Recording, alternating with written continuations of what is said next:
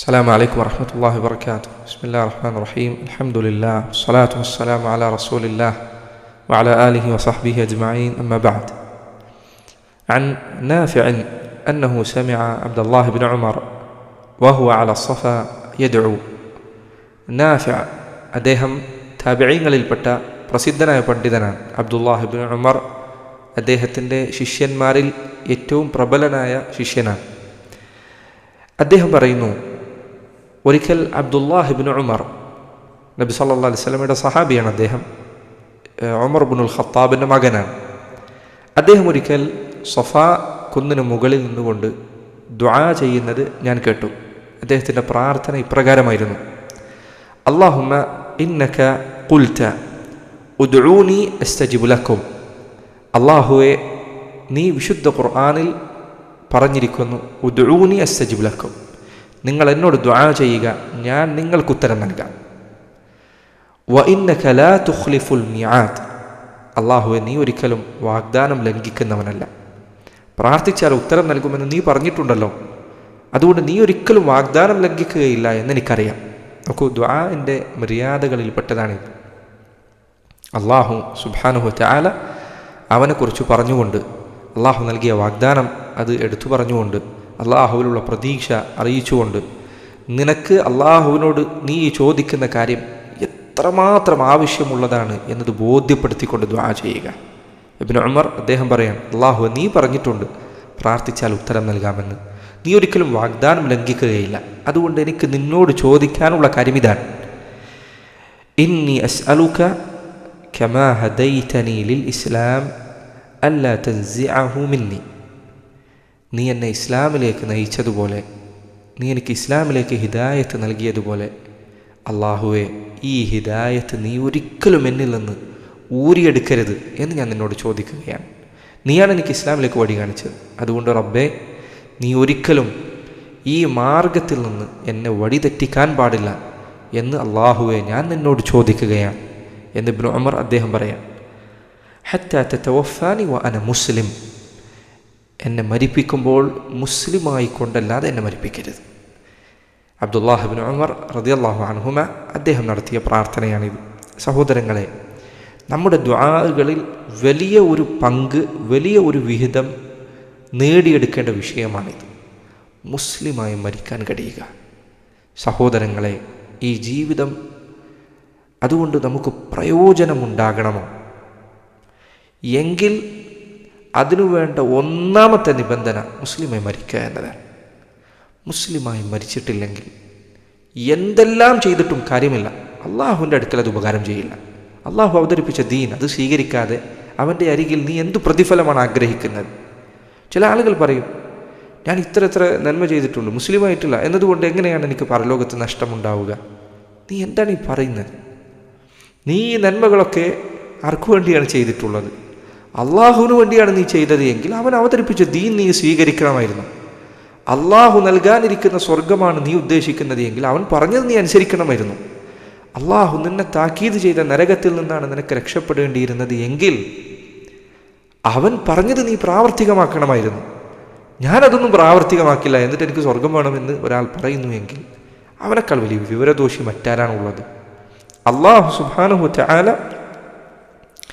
നിന്റെ പ്രവർത്തനങ്ങൾ സ്വീകരിക്കാൻ വെച്ച ഒന്നാമത്തെ നിബന്ധന, ഇന്ന ദീന ഇൻദല്ലാഹിൽ ഇസ്ലാം. അള്ളാഹുവിൻ്റെ അരികിൽ ദീൻ എന്നാൽ ഇസ്ലാമാണ്. വമൻ യബ്തഗി ഗൈറൽ ഇസ്ലാമി ദീനൻ ഫലൻ യുഖ്ബല മിൻഹു ഫഹുവ ഫിൽ ആഖിറതി മിനൽ ഖാസിരീൻ. ആരെങ്കിലും ഇസ്ലാമല്ലാത്തൊരു മാർഗം അന്വേഷിച്ചാൽ അതാണ് അവൻ ദീനായി സ്വീകരിക്കുന്നത് എങ്കിൽ അവൻ്റെ അരികിൽ നിന്ന് അള്ളാഹു അത് സ്വീകരിക്കുകയില്ല. ഇന്ന് സുബ്ഹാനല്ലാഹ്, വിവരമില്ലാത്ത ചില ആളുകൾ രാഷ്ട്രീയത്തിലും മറ്റുമൊക്കെ നേട്ടം നേടിയെടുക്കുന്നതിനു വേണ്ടി പറയുകയാണ്, EMSന് സ്വർഗമില്ലെങ്കിൽ, AKGക്ക് സ്വർഗമില്ലെങ്കിൽ ആ സ്വർഗം എനിക്ക് വേണ്ടതില്ല. നീയാണോ സ്വർഗത്തിലെ ആളുകളെ തീരുമാനിക്കുന്നത്? നീയാണോ അള്ളാഹുവിൻ്റെ അരികിൽ അവൻ്റെ സ്വർഗം ആർക്ക് നൽകണമെന്ന് നീയാണോ തീരുമാനിക്കുന്നത്? അള്ളാഹുവിന് നിബന്ധനകൾ നിശ്ചയിക്കാൻ നീയാണോ പഠിപ്പിക്കുന്നത്? നീ ആരാണ്? നീ അള്ളാഹു സുബ്ഹാനഹു വ തആലയുടെ അടിമയാണ്, അവൻ്റെ പടപ്പാണ്. നീ ഒന്നിനെയും പഠിച്ചിട്ടില്ല. സുബ്ഹാനല്ലാഹ്, വലാ ഹൗല വലാ ഖുവത ഇല്ലാ ബില്ലാഹ്. എത്ര അപകടകരമായ കാര്യമാണത്. അതുകൊണ്ട് സഹോദരാ, ഞാൻ പറഞ്ഞു വന്നത്, മുസ്ലിങ്ങളെ, പ്രിയപ്പെട്ടവരെ, ഇസ്ലാമിലായി മരിക്കാൻ വേണ്ടി ദുആ ചെയ്യുക, പ്രാർത്ഥിക്കുക. അല്ലാഹുവേ, ഇത് ഒരിക്കലും എനിക്ക് നീ തടയാൻ പാടില്ല. നീ ഒരിക്കലും മുസ്ലിമായിട്ടല്ലാതെ എന്നെ മരിപ്പിക്കരുത്. യൂസുഫ് നബി ദുആ ചെയ്യുന്നത് നോക്കൂ നിങ്ങൾ. തവഫനി മുസ്ലിമ വ അൽഹിഖ്നി ബിസ്സാലിഹീൻ. അല്ലാഹുവേ, എന്നെ നീ മുസ്ലിമായി മരിപ്പിക്കണമേ, സ്വാലിഹീങ്ങളോടൊപ്പം നീ എന്നെ ചേർക്കണമേ. ഇബ്രാഹിം അലൈഹി സ്വലാത്തു വസ്സലാം തൗഹീദിനു വേണ്ടി പടപൊരുതിയ മനുഷ്യൻ. വിഗ്രഹങ്ങൾ, അവയെ ആരാധിക്കുന്ന, അവയെ നിർമ്മിക്കുന്ന, അതിൻ്റെ നേതാവായ പിതാവിന് മുൻപിൽ ചോദ്യങ്ങൾ ഉന്നയിച്ച, വിഗ്രഹങ്ങളെ തകർത്ത ഇബ്രാഹിം അലൈഹി സ്വലാത്തു വസ്സലാം അദ്ദേഹം പ്രാർത്ഥിച്ചത് എന്താണ്? വജ്നുബ്നി വബനിയ അൻ നഅ്ബുദൽ അസ്നാം. അല്ലാഹുവേ, എന്നെയും എൻ്റെ മക്കളെയും വിഗ്രഹങ്ങൾ ആരാധിക്കുന്നതിൽ നിന്ന് നീ കാത്തുരക്ഷിക്കണേ. വിഗ്രഹങ്ങൾ ആരാധിക്കുന്നതിൽ നിന്ന്. സുബ്ഹാനല്ലാഹ്.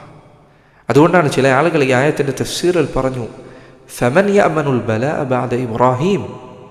ഇബ്രാഹീമിന് ശിർക്കിൽ അകപ്പെടുമെന്ന കാര്യത്തിൽ പേടിയുണ്ട് എങ്കിൽ പിന്നെ ആർക്കാണ് നിർഭയത്വമുള്ളത്?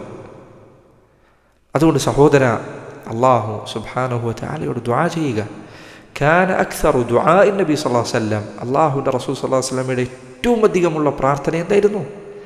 അല്ലാഹുമ്മ യാ മുഖല്ലിബൽ ഖുലൂബ് സബ്ബിത് ഖൽബി അലാ ദീനിക്. അല്ലാഹുവേ, ഹൃദയങ്ങളെ മാറ്റിമറിക്കുന്നവനെ, നിന്റെ ദീനിൽ എന്നെ നീ ഉറപ്പിച്ചു നിർത്തണേ എന്നതായിരുന്നു.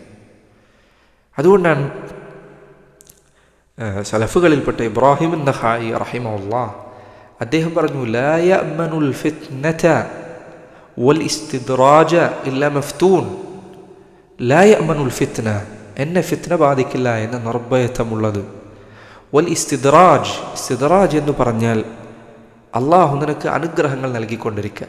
ആ അനുഗ്രഹങ്ങൾ കൊണ്ട് അള്ളാഹുവിൻ്റെ അരികിൽ അവൻ്റെ അടുക്കലുള്ള കോപം നിനക്ക് അധികരിച്ചു കൊണ്ടിരിക്കുക. അതിനാണ് ഇസ്തിദ്റാജ് എന്ന് പറയുക.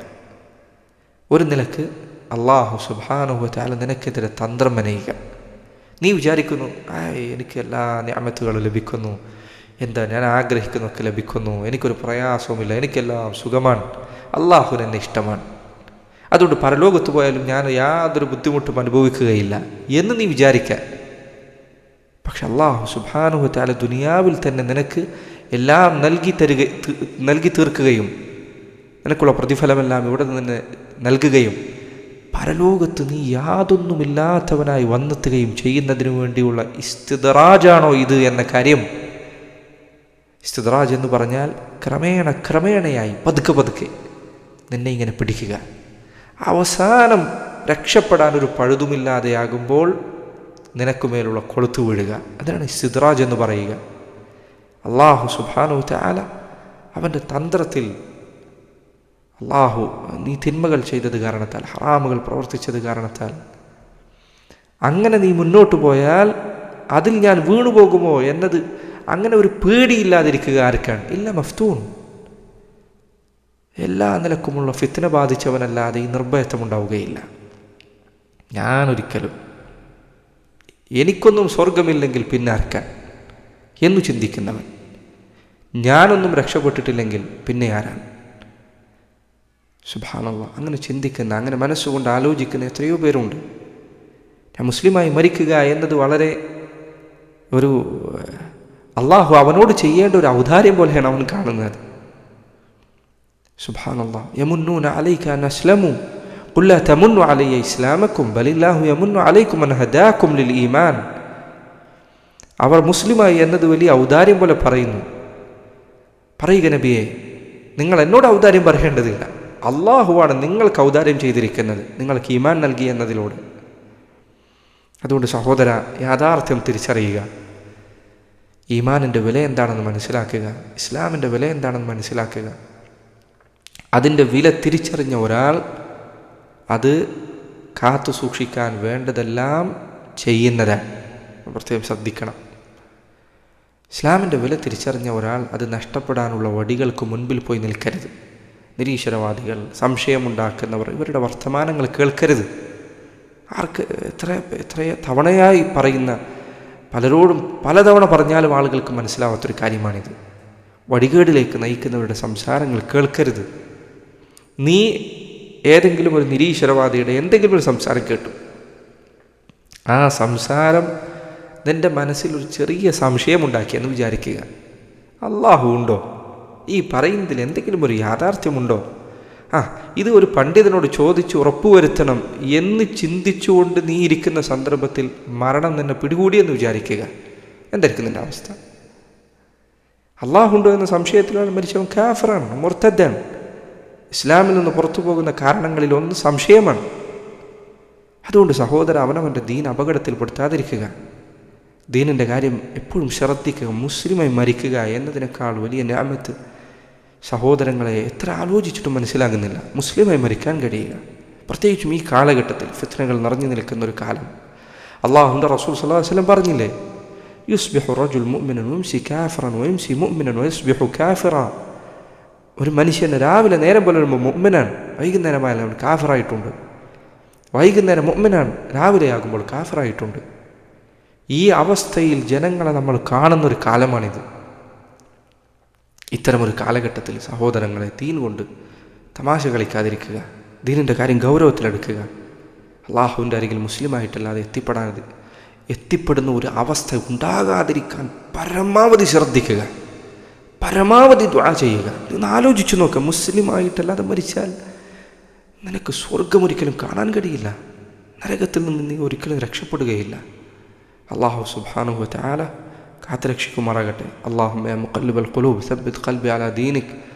അല്ലാഹുമ്മ യാ മുസർരിഫൽ ഖുലൂബ് സർരിഫ് ഖൽബി ഇലാ طاعتك. اللهم توفنا مسلمين وألحقنا بالصالحين. وآخر دعوانا الحمد لله رب العالمين.